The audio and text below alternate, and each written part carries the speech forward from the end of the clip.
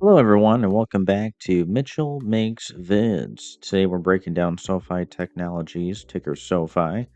As of January 6, 2026, SoFi is trading at around $27.06, down over 7.5% today after closing yesterday at $29.28. Stock saw significant volatility. It dropped about 13% in December, but had started the new year with a strong rebound before today's pullback on elevated volume.